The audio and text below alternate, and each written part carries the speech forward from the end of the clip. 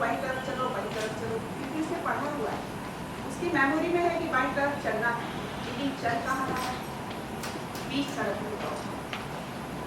तो आपको अपनी मेमोरी इंक्रीज करना है, जिससे think and specially from the point of view of the competitive examination आपकी मेमोरी पावर इंक्रीज होती है, आप लेवल का ध्यान रखते हैं।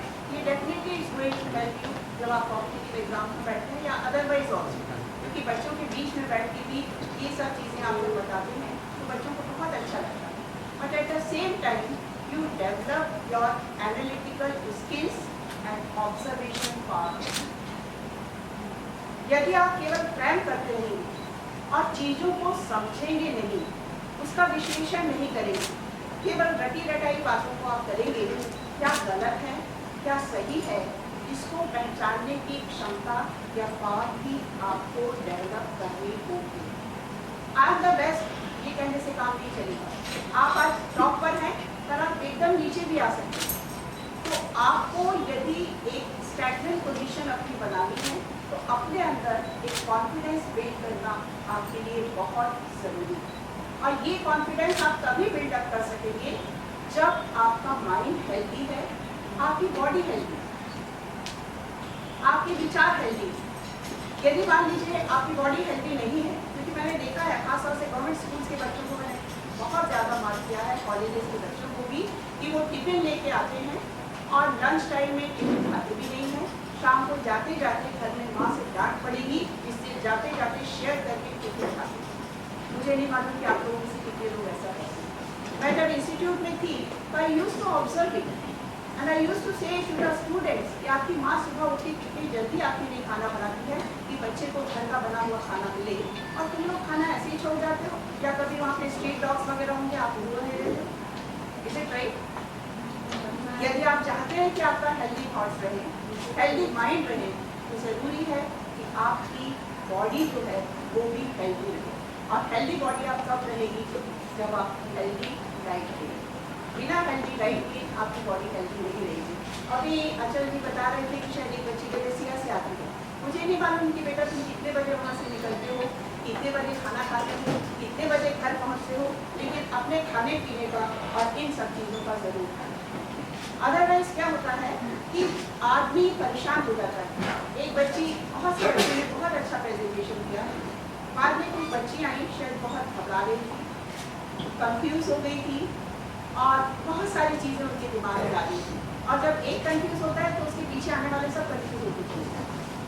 ऐसा भी नहीं, हमारे दिमाग में इतनी सारी चीज़ें रहती हैं, इतने सारे विचार होते हैं कि हम ये डिसाइड नहीं कर पाते कि हमारी प्राथमिकता क्या है, हमारी प्रायोरिटीज क्या है। मुझे याद है कि एक संत ने जो दिया था कि बच्चों को एक बार उन्होंने दिया बहुत सारे पत्थर, कुछ पेबल्स वगैरह थे और रेत के लिए, और एक जार दिया कि इसके अंदर इसको भर दो। उन्होंने क्या किया, पहले रेत डाल दी, इसके बाद जो पत्थर जो थे वो छोटे छोटे डाले, और इसके बाद में पत्थर डाले, जार भर गया। उसके बाद पत्थर डालने की जगह ही नहीं।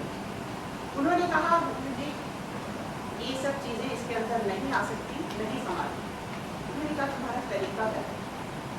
उन्होंने जार को फिर खाली किया, पहले बड़े पत्थर डाले, बड़े पत्थर डालने के बाद जो कंकड़ पत्थर छोटे छोटे रेत जो थे वो डाले, और इसके बाद जो उनके बीच की जगह बची उसके अंदर उन्होंने पूरा भर दिया। यही चीज़ हम और आप सब करते हैं।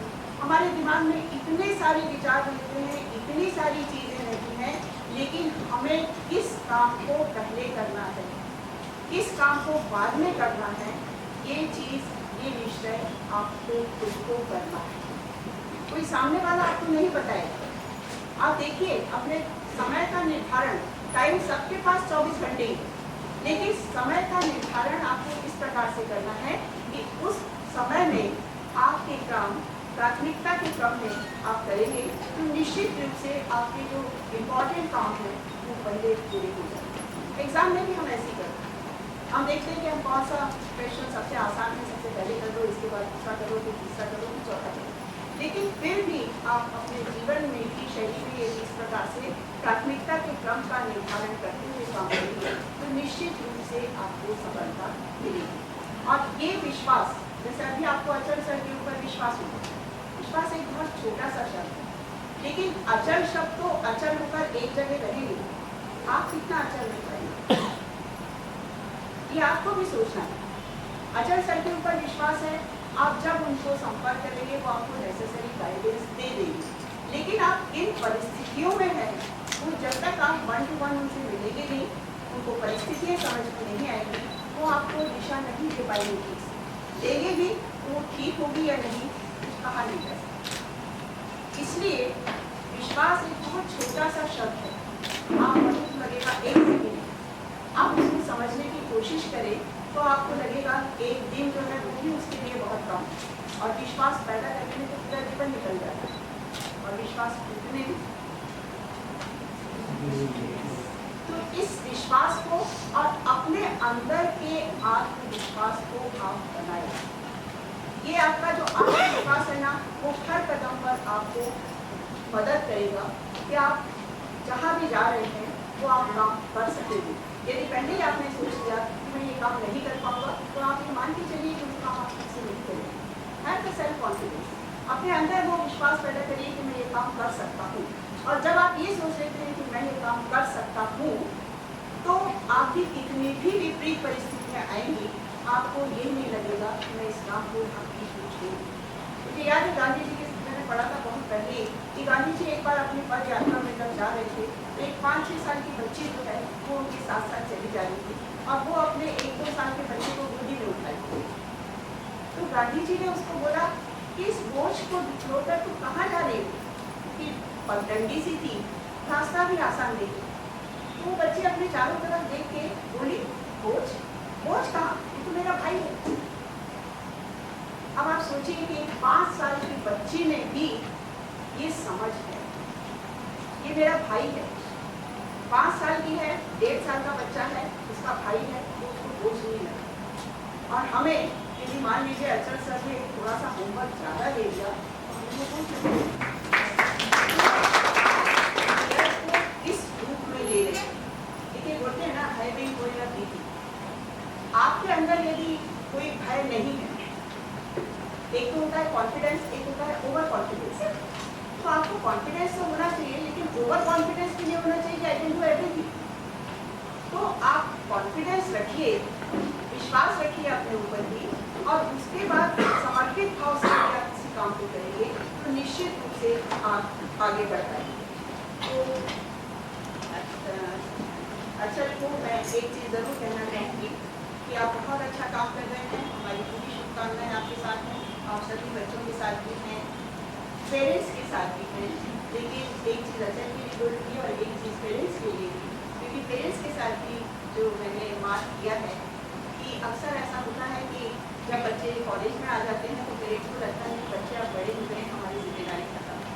और जब कॉलेज में की पेरेंट्स टीचर्स मीटिंग होती है ना, तो पेरेंट्स नहीं जाते। अक्सर मैंने ये मार्क किया कि आप जाते भी हैं तो अटेंडेंस बहुत कम है, बच्चों के साथ उनका संपर्क बहुत कम हो पाता है। कई बार तो ये होता है कि जब वो घर से बाहर निकलते हैं तो बच्चे सो रहे होते हैं, और जब शाम को घर आते हैं तो बच्चे सोने की तैयारी में, ना बच्चों के साथ खाना, ना बच्चों के साथ कोई और शेयरिंग, ना कोई और बात, कोई संपर्क नहीं होता, और उसके दुष्परिणाम हमें देखने को मिलते हैं। मैं एक एग्जाम्पल अपने इंस्टीट्यूट का ही बता रही हूँ कि एक बार एक IT थे, उनका बच्चा हमारे यहाँ पढ़ता था, फर्स्ट ईयर में उसने एडमिशन लिया, और इसके बाद एक दिन मैंने देखा कि 2 पुलिस के कांस्टेबल जो है वो आगे आगे चले जा रहे हैं और वो बच्चा पीछे था।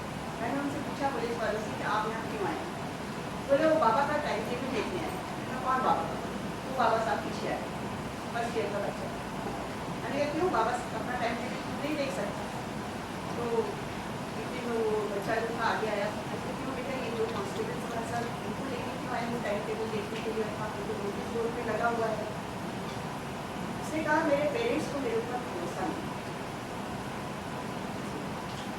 मुझे इतना खराब लगा सुनकर कि मासूम बच्चा फर्स्ट ईयर का, मैं उसको मासूम नहीं बोलूँगी, हालांकि बच्चे बहुत शरारती हो गए, लेकिन दिल तो उनका कोमल और मासूम ही।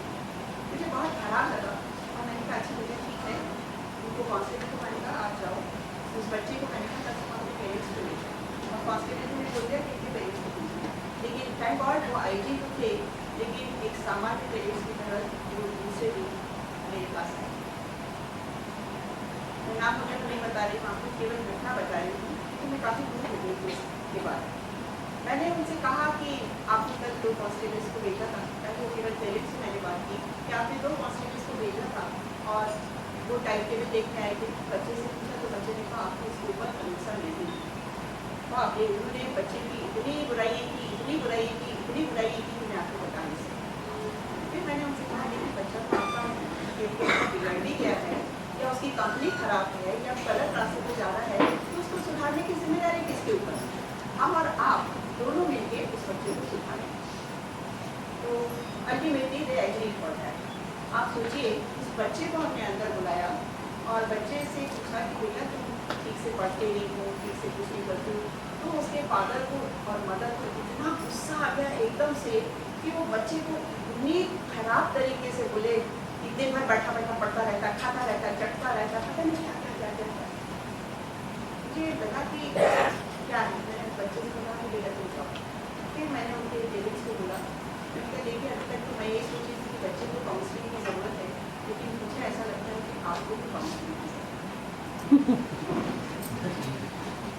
लेकिन इत्तेफाक ये देखिए, मतलब I still appreciate that IG and his wife कि उन्होंने इस चीज़ को स्वीकार किया। और जब मैंने उनसे पूछा कि आप बच्चे के साथ कितना टाइम क्या देते हैं, बहुत सारी बातें हुई और फिर उन्होंने बोला कि काउंसलिंग की ज़रूरत है। मैंने कहा देखिए हमारे यहाँ एक काउंसलिंग सेल है, काउंसलिंग सेल की एक इंचार्ज है, मैं उनके पास आपको भेजते हैं, आप भी काउंसलिंग करेंगे, बच्चे की भी काउंसलिंग करेंगे। लेकिन उसके लिए आप ये मत सोचिए कि आप एक आईजी हैं, एक गार्जियन की हैसियत से आप उन्हें कराइए और तभी आप कुछ प्राप्त करते हैं। और बच्चे को यदि सुधारना चाहते हैं तो हम आपको सुधारने में बिल्कुल मदद करेंगे।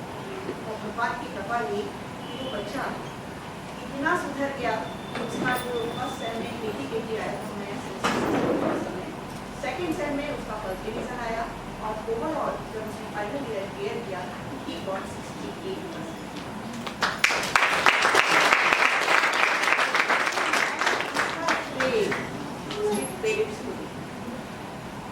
हमारे पेरेंट्स और बच्चों के बीच में जब तक अंडरस्टैंडिंग नहीं है, हमें अपने बच्चों को समझना होगा।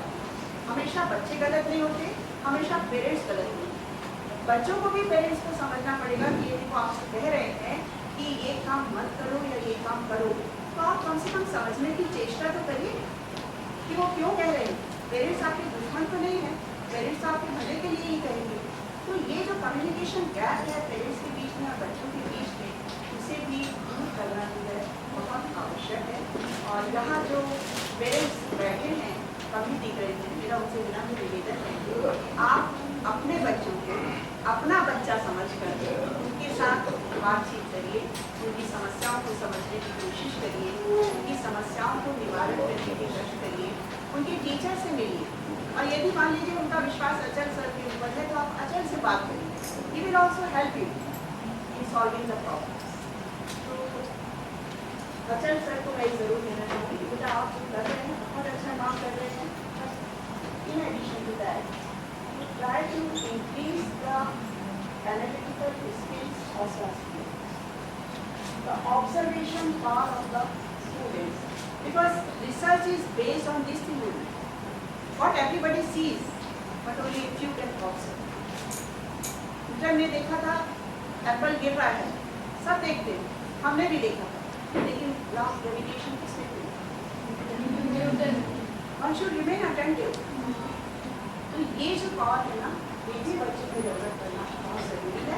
सो if you include this content also they will be good. So once again I thank Achal for providing me this opportunity to interact with you all and I hope and pray कि ये जो आपको उन्होंने ट्रेनिंग दी है, ये प्रशिक्षण दिया है, इसका पूरा फायदा आपको उठाएंगे और that is kind to be benefit for you. आगे बढ़ते हुए ऐसा नहीं कि 10 दिन का ट्रेनिंग प्रोग्राम कर लिया, एक सर्टिफिकेट मिल गया, सबको बता दिया कि एक सर्टिफिकेट मिल गया, हमारे पास ये सर्टिफिकेट है, नॉट लाइक दैट। जो आपको मिला है प्रशिक्षण, उसका उपयोग करिए, आगे बढ़िए। मेरी शुभकामनाएं आपके साथ।